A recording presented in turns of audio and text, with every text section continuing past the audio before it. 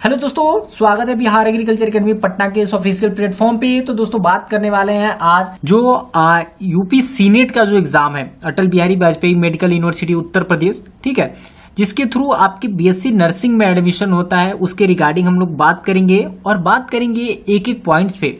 देखिए बहुत सारी इन्फॉर्मेशन है जो आपको नहीं मिल रहा है, यहाँ पे मैं बात करूंगा, शुरू करूंगा कि आपकी जो फॉर्म एप्लीकेशन फॉर्म स्टार्ट हो चुकी है उसको कैसे भरना है, ठीक है, क्या डेट रहने वाली है, और सबसे मेजर कि कौन इसे भर सकते हैं, क्या एज क्राइटेरिया है, जो आपका यहाँ पे ओबीसी या एससी एसटी ये सारी सर्टिफिकेट्स मांग रहे हैं वो किसके द्वारा इशू होना चाहिए, साथ ही आपकी क्वालिफिकेशन क्या होनी चाहिए, कि कौन कौन से बोर्ड से जो है कि आप इस फॉर्म को भर सकते हैं, ये सारी चीजें किस किस जो है कि यूनिवर्सिटी में इस चीज की पढ़ाई होती है, सब चीज के बारे में बात करेंगे। क्या आपका एप्लीकेशन फी रहने वाला है ओबीसी के लिए, जनरल के लिए, ईडब्ल्यूएस के लिए, एससी एसटी के लिए, पीडब्ल्यूडी के लिए क्या यहाँ पे फी रहने वाला है, हर एक चीज के बारे में सबसे पहले मैं यहाँ पे कंप्लीट डिटेल्स में आपको इन्फॉर्मेशन दूंगा। तो वीडियो में आप लास्ट तक बने रहें। और ये फॉर्म आप दोस्तों याद रखेंगे कि एक ही बार भर सकते हैं, इसको करेक्शन विंडो का यहाँ कोई ऑप्शन नहीं है। अगर आप गलती कर देते हैं तो इसमें आप करेक्शन विंडो आपको नहीं मिलेगा और आप जो है कि यहाँ पे अपने एग्जाम से भी बाहर हो सकते हैं। तो आप जो है कि अच्छे प्रकार से भरेंगे। तो कैसे कैसे भरना है स्टेप बाय स्टेप मैं बताऊंगा, लेकिन सबसे पहले यहाँ पे हम लोग इन्फॉर्मेशन की बात कर लेते हैं, क्या क्या आपको लगेंगे ये सारी चीजें बात कर लेते हैं। और दोस्तों मैं बता दूं कि आप जो है टेलीग्राम ग्रुप में जरूर जुड़ जाएं। यहाँ पे टेलीग्राम ग्रुप में आपको सारी डिटेल्स आपको टाइम टू टाइम मिलते रहेंगी, तो उस ग्रुप में आपको बहुत ही ज्यादा फायदा होने वाला है और आपको एमसीक्यू क्वेश्चन के सीरीज भी वहां पे देखने को मिल जाएंगे। तो टेलीग्राम ग्रुप में जरूर जुड़ जाए दोस्तों। आइए वीडियो को शुरू करते हैं और देखते हैं यहाँ पे कि क्या इन्फॉर्मेशन यहाँ पे आपके लिए रहने वाला है। तो देखिए ये बीएससी नर्सिंग जो है कि 4 ईयर कोर्स है, ठीक है, ये कॉमन नर्सिंग एंट्रेंस टेस्ट जो यूपी में होता है, सीनेट ये इस एग्जाम का नाम है। तो दोस्तों यहाँ पे एप्लीकेशन फॉर्म कब से अवेलेबल है, 25 तारीख से अवेलेबल है आपका ये एप्लीकेशन फॉर्म। अब इस एप्लीकेशन फॉर्म को आप जो है कि भर सकते हैं और भर कब तक सकते हैं, लास्ट डेट क्या रहने वाला है, तो 29 मई तक दोस्तों आप शाम को 6 बजे तक भर सकते हैं। तो 29 मई आपकी लास्ट डेट रहने वाली है, तो अब ज्यादा समय भी नहीं बचा है, तो इसको आप टाइम से भर ले। एडमिट कार्ड कब आपका मिल जाएगा दोस्तों, तो 5 जून को दिया है यहाँ पे आपका एडमिट कार्ड मिल जाएगा। इस चीज को ध्यान में रखेंगे कि यहाँ पे करेक्शन विंडो नहीं मिला है दोस्तों, आपको फॉर्म अच्छे प्रकार से भरना है। अगर गलती हो जाती है तो इसमें कोई सुधार करने का मौका नहीं दिया जाएगा, ठीक है। एंट्रेंस एग्जामिनेशन की अगर बात कर ले दोस्तों, तो 14 जून को आपकी जो है कि डेट मिल चुकी है आपके एग्जामिनेशन की। प्लेस ऑफ एग्जामिनेशन की बात कर ले तो to be intimated on admit card, आपको एडमिट कार्ड पे बताया जाएगा कि आपका कौन से यहाँ पे जो है कि सिटी में आपका पेपर गया हुआ है, कहाँ पे आपको जाके देना है। ये फुल्ली ऑफलाइन बेस पे इसका एग्जाम जो है कि कंडक्ट करवाया जाता है। डेट ऑफ डिक्लेरेशन रिजल्ट की बात कर ले तो इसको वेबसाइट पे अनाउंस किया जाएगा। ये ओवरऑल आपके मेजर्स जो इंपॉर्टेंट डेट थे इसको हमने कवर कर लिया। क्या क्या जान लिया कि कब आपके एप्लीकेशन फॉर्म लास्ट डेट क्या रहने वाली है, ठीक है, एडमिट कार्ड कब आने वाला है, एंट्रेंस एग्जाम कब होने वाला है, प्लेस ऑफ एग्जामिनेशंस क्या रहने वाली हैं, ठीक है। अच्छा, प्लेस ऑफ एग्जामिनेशंस की अगर मैं बात कर लूं तो किस किस जिले में आपका जो है कि सेंटर बनाया गया, उन सारे जिलों का मैं सेंटर का लिस्ट अभी यहाँ नीचे बताऊंगा। तो वीडियो लास्ट तक बने रहें ताकि आपको सारी जानकारी अच्छे से मिल पाए। किस वेबसाइट से, तो इस वेबसाइट से आप अपने एप्लीकेशन फॉर्म को जो है कि भर सकते हैं। www.abbmup.edu.in पे आप जाके भर सकते हैं। अगर आपको कोई जानकारी चाहिए, हेल्पलाइन नंबर यहाँ दिया हुआ है, इस पे कॉल कर सकते हैं। अब आइए दोस्तों जनरल इन्फॉर्मेशन की अगर हम बात कर लेते हैं तो देखिए जनरल इन्फॉर्मेशन में क्या क्या है यहाँ पे। तो जनरल इन्फॉर्मेशन में दोस्तों आपको Atal Bihari Vajpayee medical university UP Lucknow is conducting the common nursing entrance test CNET for admission to BSc nursing course 4 year for academic session 2024-25 for all government and private nursing college affiliated to ABVMU। अच्छा, एक चीज आप ध्यान में रखेंगे कि आपको government से करना हो या प्राइवेट से, आपको इस एग्जाम को देना ही है। दूसरी चीज यहाँ पे कि जितने भी गवर्नमेंट कॉलेज है, ठीक है, और प्राइवेट नर्सिंग कॉलेज है जो कि किससे, ABVMU से एफिलिएटेड है, उन सारे के लिए इस एग्जाम की जरूरत पड़ेगी। दूसरा SPGI जो आपके लखनऊ में है, KGMU, ठीक है, उसके बाद किंग जॉर्ज मेडिकल यूनिवर्सिटी जो है, इसके बाद RMLIMS लखनऊ में है, ठीक है, UPUMS सैफई में है ये, और LLRM मेरठ। ये जो यूनिवर्सिटीज का लिस्ट यहाँ पे दिया गया है, ठीक है। इन सारे जगह पे बीएससी नर्सिंग की पढ़ाई होती है और इसके लिए ये इस एग्जाम को कंडक्ट करवाया जा रहा है। यहाँ पे दिया हुआ है पहला कि all admission in BSc nursing course in the above institute और university for academic session 2024-25 will be done through the common nursing entrance test CNET only. ठीक है, तो अगर इस यूनिवर्सिटी में या जो भी यूनिवर्सिटी ABVMU से एफिलिएटेड है उस यूनिवर्सिटी में अगर आप एडमिशन लेना चाहते हैं बीएससी नर्सिंग में तो आपको ये इस एग्जाम को देना जरूरी है।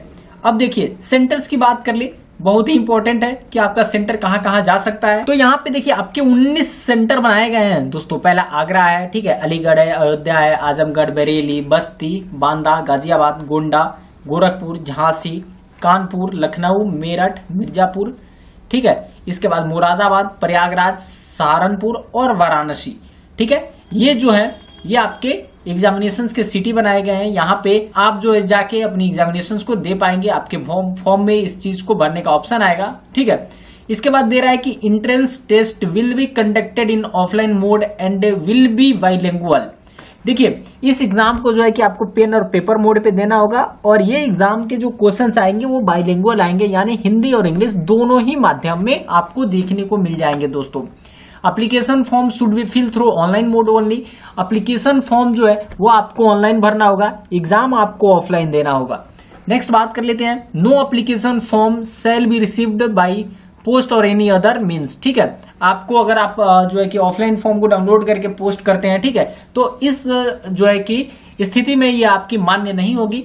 इसके बाद है कि online application form for common university senate for the admission BSc nursing session will be available at university के वेबसाइट पे आप जाके इस चीज को 25 तारीख से भर सकते हैं, जो कि भरना शुरू हो चुका है। अच्छा एक चीज और है, only completed field and submitted application form will be accepted. अगर आप किसी चीज का करेक्शन के लिए उसको कंप्लीट करके नहीं छोड़ते हैं, रजिस्ट्रेशन करके फाइनल सबमिट नहीं करते हैं, तब भी आपकी ये सबमिट को नहीं माना जाएगा। अब बात करते हैं इंपॉर्टेंट इंफॉर्मेशन की बात दोस्तों। एग्जामिनेशन का फी क्या रहने वाला है, तो candidate for the entrance test will have to pay a fee of ₹3000 for under reserve other backward class. ठीक है, यूआर और ओबीसी के लिए 3000 रुपए, 2000 रुपए SC ST और PWD के लिए।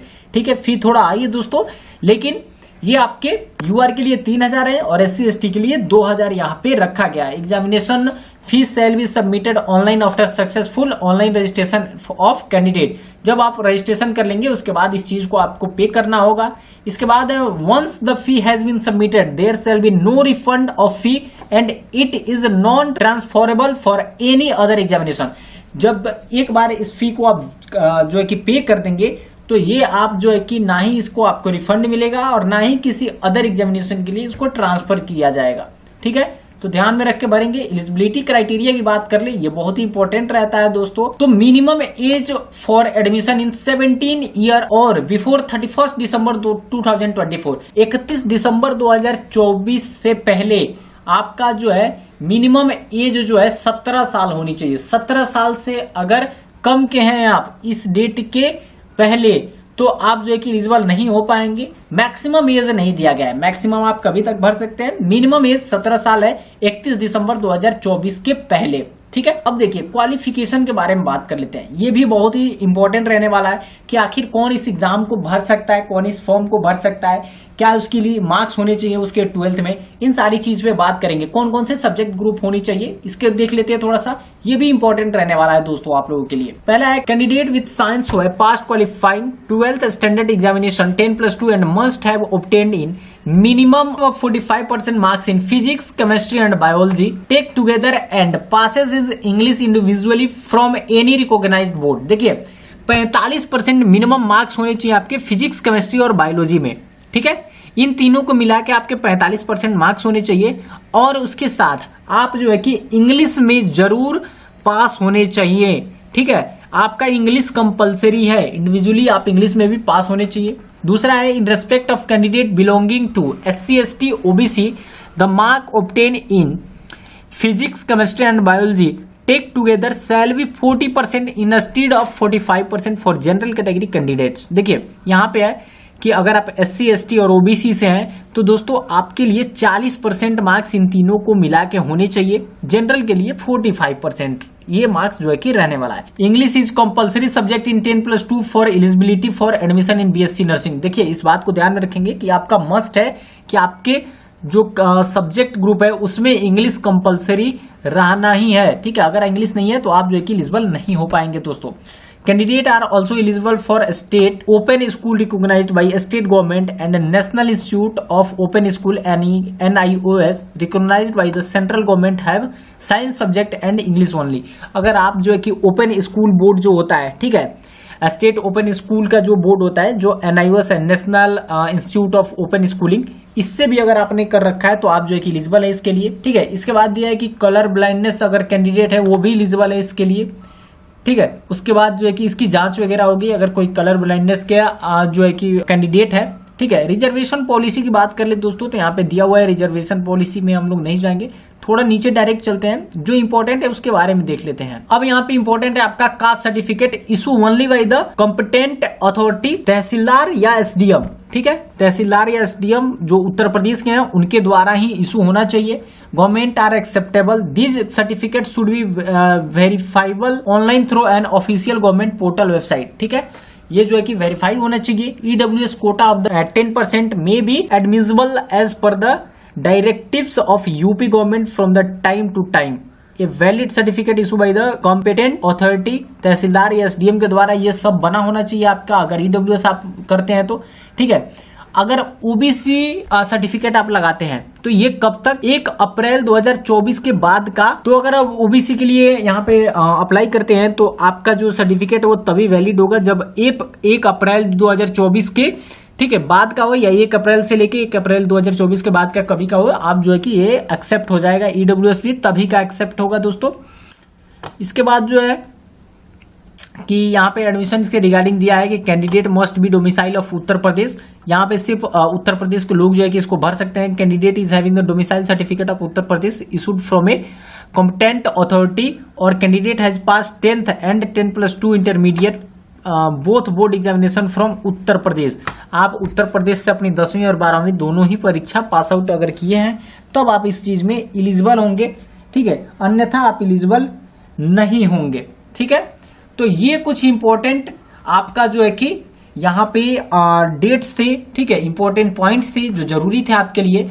और instruction of the candidate for filling online application form, ये आपको सेकंड वीडियो मिलेगा क्योंकि वो वीडियो बहुत ही बड़ा होने वाला है, तो इसको मैं एक अलग वीडियो में लेके आऊंगा ताकि आप जो है कि अच्छे प्रकार से समझ पाए, ठीक है दोस्तों।